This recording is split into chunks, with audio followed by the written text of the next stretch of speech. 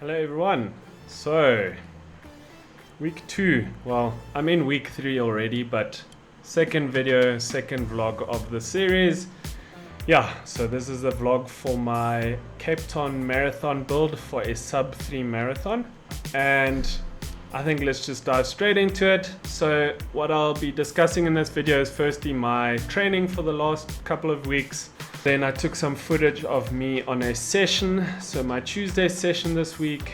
And then afterwards, what is easy running? I thought would be a good topic to discuss. Alright, so let's look at my training for the last couple of weeks. If you didn't watch the first video, there I discussed all of the training that I had done to this point and all of the times that I've run up to this point. But yeah, now we're in the full swing of things with my 18-week training block for the Cape Town Marathon here in South Africa, which takes place in October. So as you can see, the kilometers ramped up quite quickly. If you are wondering why I ramped up this quickly, just take note.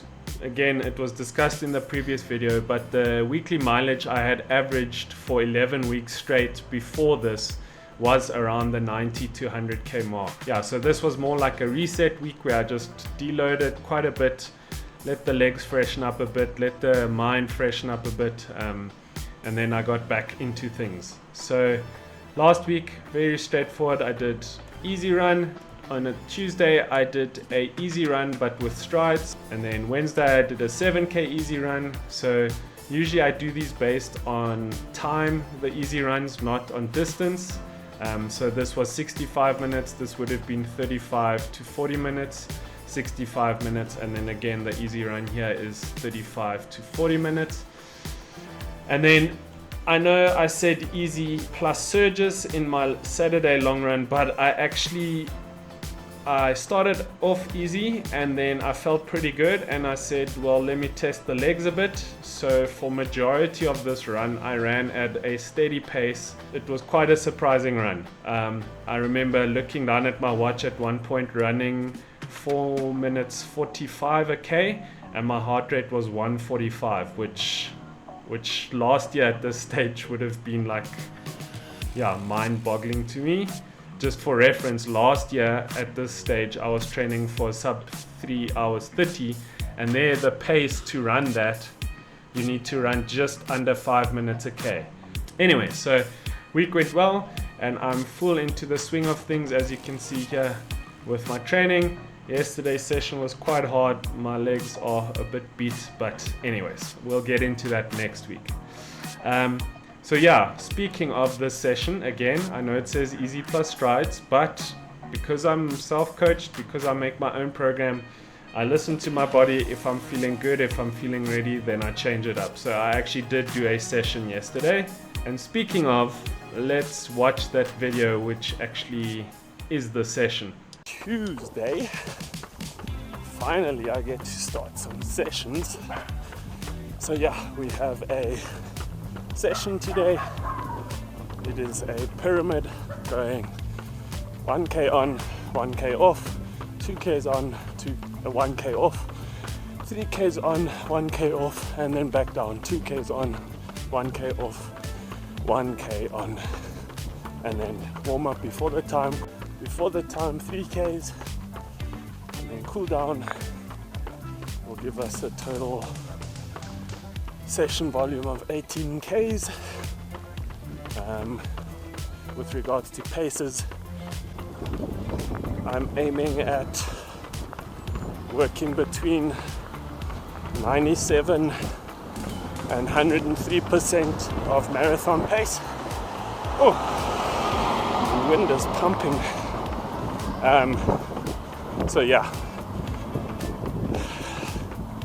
calculated based on a marathon pace of around 4 minutes 13 per k.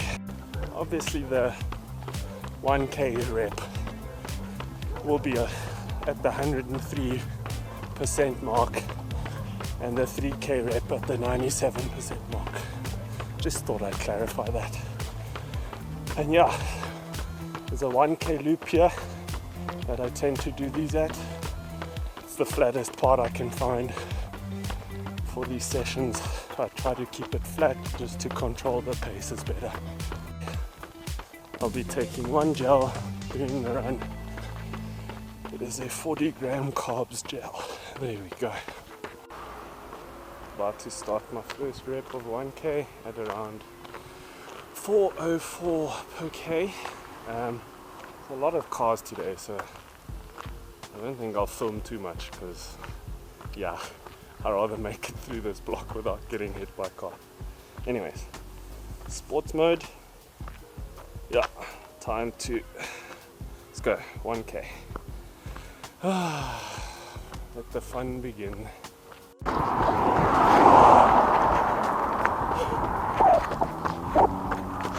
4:02, so that was good. Time for kilometer float. Do this at around 5:20. Legs are still tired from the weekend, that's for sure. Anyways, aerobically I feel sharp. I guess international people won't really know that one too well. Sharp. Away. What else? 2k rep. About to start. This one I'm aiming at around 4:12 per k. And then it's gel time. Okay. 50 meters. Whew. Let's see.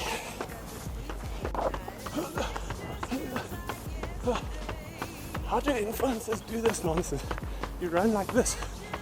It looks silly. It feels silly. Anyways, let's go.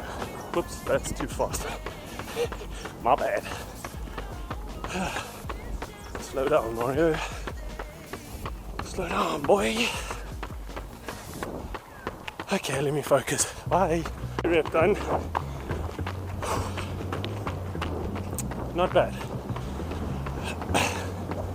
I know I'm sounding tired, but I'm actually fine. Fake it till you make it, right? Yeah, so I think the first one was 4:10 and then 4:11, so hit the paces. That's what's important. Okay, 1k float. Let's go. Nervous. Haven't tried this gel before. Iced mojito flavor. Oh boy. Okay, let's go. 40 grams. That wasn't too bad. It's pretty much juice concentrate. 3Ks at around 4:19 per k. Oh, let's go. Just to show you the route, I have to run through this little gate over here. Fun times. Anyways, the disadvantages of not having easy access to tracks. 3k done. I may have overcooked that one a little bit. We'll see. I think it was around 4:15 or 4:16, 4:03. So we'll see. Ish. Why I say I may have overcooked that, I mean it was only 3Ks at goal marathon pace. Firstly, I'm in week 3 of an 18-week build. Goal number 1 is to get the injury free. So if you ramp intensity and volume too much at the same time, that's recipe for disaster. I live in Pretoria. That's at 1,300 to 1,400 meters elevation. I mean, like altitude. The race I'm running is at sea level. So these things make a massive difference. So patience, mustn't overcook it now and just miss weeks because of injuries and stuff. 100 meters, then we go again. 2Ks at around 4:12 per k.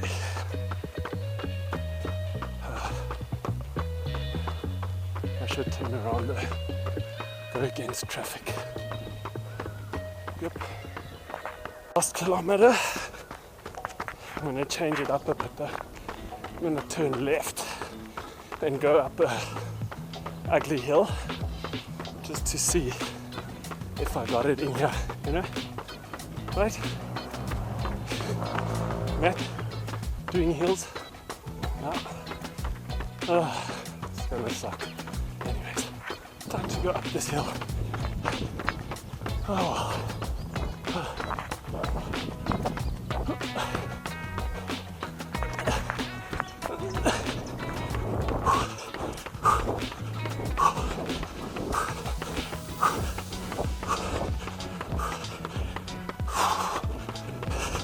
I need my other arm.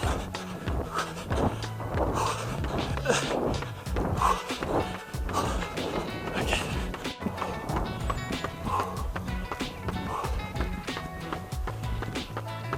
$3.58. Whoops. Okay. 2K cool down. And then I'll chat to you guys back at home. Whew. So this leads us to the topic of easy running. Everything I discuss in these end of video, end of week vlogs is my personal experience. In some cases I'll have science backing it. In other cases it's just what I've felt, what I've discovered. It's my opinion that I've developed over the course of the years that I've been running. So easy running, just for reference sake, me personally, again, my goal for this marathon is to run sub 3 hours. That means I need to be averaging a pace of 4 minutes 15 per K. That is my goal marathon pace. That's not my 5K pace, that's the marathon pace. Yet, when I do easy runs, I am running them between the paces of 5 minutes 20 all the way up to 6 minutes per K. Sometimes I even run it with friends where it could be over 6 minutes a K. And that puts me at about, 60% of what I need to be running. So moral of the story is I'm running these percentage-wise very slowly. And the reason for that is quite simple. What is the goal of an easy run? So simply put, the point of an easy run, or the goal of easy runs, is to recover between our hard sessions. If you run too fast between those hard sessions, you are not recovering, which means you cannot adapt, which means you cannot improve. Ultimately, what makes us faster is our hard sessions, our difficult interval sessions and long runs, combined with volume. How do we increase our volume and not get injured? And it's very simple. You have to run your easy filler runs between the sessions slowly, stress-free, injury-free. The point is to keep the volume up while maintaining a low risk. Something I've mentioned already is that because we are running our easy runs between our hard runs, there is a training principle that allows us to get better. Now you won't feel it from one hard run to the next one, but the point is there's a training principle called supercompensation, okay?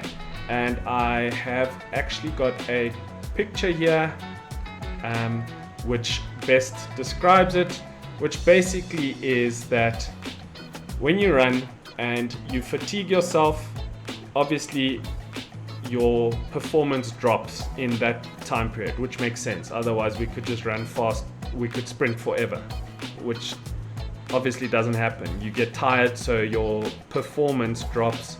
I mean, if you've run some hard interval sessions, the last rep very often is more difficult than the first rep.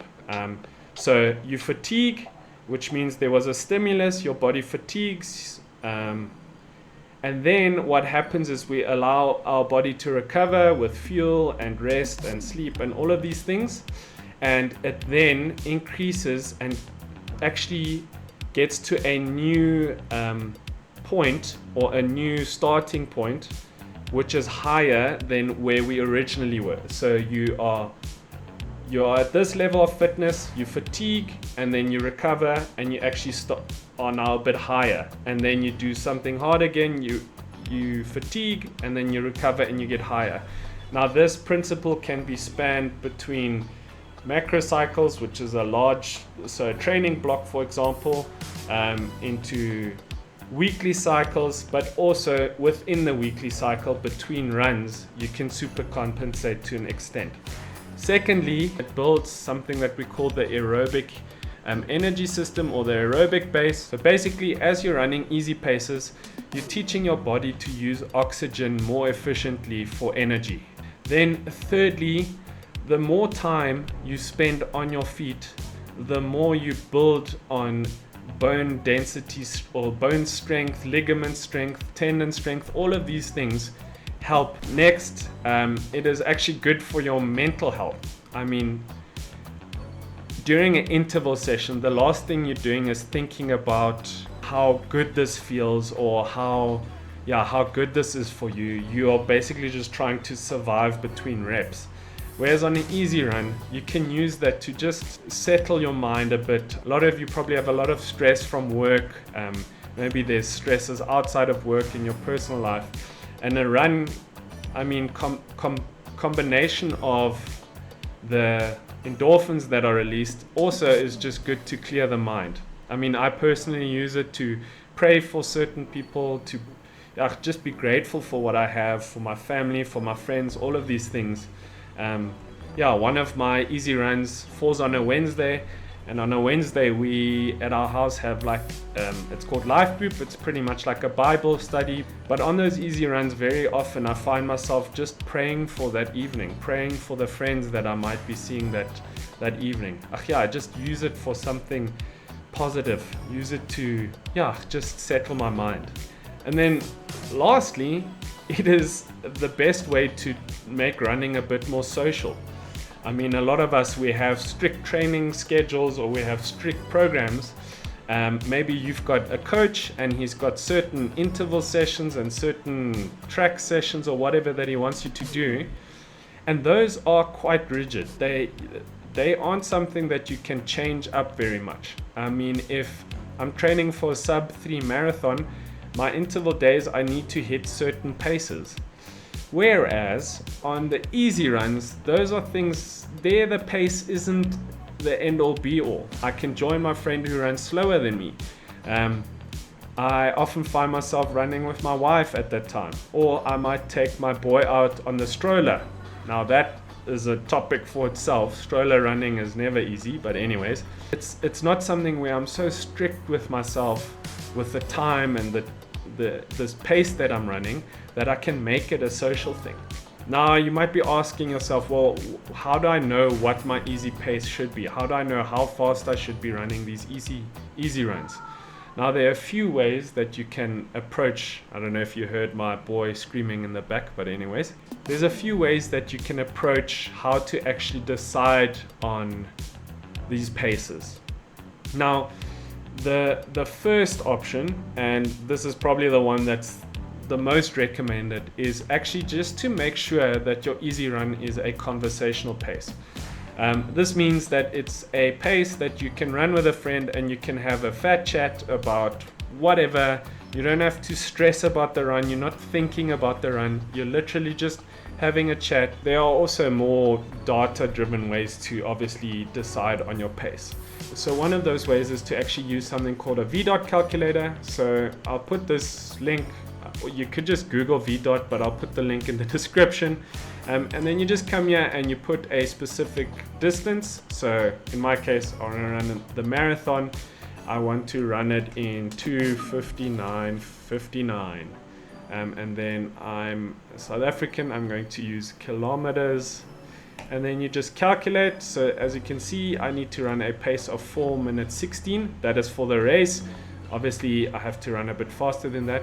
But then if you scroll down and you go to training, it will give recommended paces. So this calculator recommends that I should be doing my easy runs at 4 minutes 50 to about 5 minutes 20 a K. I personally think that the paces that these recommend are often a bit too fast, but that's my personal opinion. You can just use this as a starting point, see if your body responds properly to it. In my case, running 450 on my easy paces would not allow me to recover. There's no ways.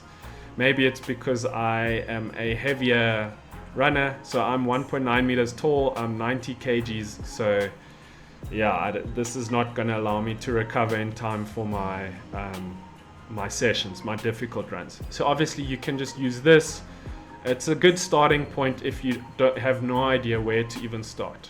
You could use, which is actually what I use, is heart rate. So there are a lot of coaches and a lot of people out there that say heart rate isn't the best thing to use unless you are using heart rate straps, so chest straps, or nowadays there are these arm straps, but the chest straps are still the best. I have my opinion on that. I think, sure, if you are a professional runner or you are a sub-elite runner and you have to be super strict about that, yes, then use those straps. Maybe the heart rate doesn't measure the best on interval and fast runs. However, I've had very consistent results by just tightening it very tightly on my easy runs and using that heart rate. And in actual fact, most of the time, the wrist heart rate monitor runs a bit higher than the chest straps or the arm straps. So, I mean, that's actually a benefit. If you are hitting your desired heart rates on this, you are more likely lower than that. So win-win. So in my case, I usually aim for my easy runs to run between 130 and 140 average heart rate. So yeah, I just have two Strava examples here. So this 9-kilometer run was last year, June 29th. So last year, June 29th, I ran at a pace of 6 minutes 16 per K. This was last year. Remember, I'd done a sub 3:30. So, and this was in that training build already. So 6:16 per K, 9 Ks, and my average heart rate was 143 for that run, which is not that great. Okay, then fast forward to this year at around a similar time, 27th of June, I did 11.4 Ks. I ran 5 minutes 40 per K, and my average heart rate was 136. And this is why I like using heart rate, because it lets me personally compare where I've come from and where I am now. That's the reason. So what heart rate should we aim for? So you want to be aiming for a heart rate of about 60 to 70% of your max heart rate. Okay, then you have something which I think is for way more advanced people, and that is just a RPE scale, or rate of perceived exertion. Basically it's just a scale of 1 to 10, 10 being extremely max effort and 1 being almost doing nothing, and just rating yourself between a 3 to 5 on that scale. The reason I personally don't like a RPE scale is because I know how dishonest we can be, especially if there's something like Strava. I just personally know I'll be dishonest because ego can get in the way, and yeah. And then lastly, which is maybe a slightly odd one, but it's one that I used when I was starting to make my running more structured and more strict, and where my easy runs were where I started focusing on it. Something I did is on easy runs, I forced myself to only breathe through my nose. Now obviously, if you have sinus issues or if you have a slight cold, that's not going to work. But I used it and it humbles you very quickly. I'll just say that. If you force yourself to run at a pace where you are not allowed to open your mouth once to breathe, you will quickly notice that you often run too fast. That being said, I do not think it is the best long-term solution to this, simply because your body is very clever and your body adapts and your body gets efficient and good at things. And if you only nasal breathe, your body will get good at nasal breathing, and your pace will actually get to a point where you're now diminishing what we are trying to actually accomplish, which is to not have serious impact on the body. So I think if I had to recommend conversational pace, that's a solid one. Heart rate is a solid one. I think for a starting point, just using a pace calculator is a good one. And then you have the other methods, but I think those three are the ones that you want to be looking at. You could also just say, well, let me just take it easy. If it feels easy, it must be easy. Which leads me to my final point on this topic, which is they are called easy runs. That does not mean they always feel easy. Yesterday, I did a difficult session. That means my legs are fatigued. Today's easy run, even though my heart rate and everything showed easy, I did not find the run easy because my legs were beat up. Tomorrow's run, I will take easier again, even though I've got a planned steady run. I'll take it easier, and I know Friday's easy run will be much easier than today's easy run was.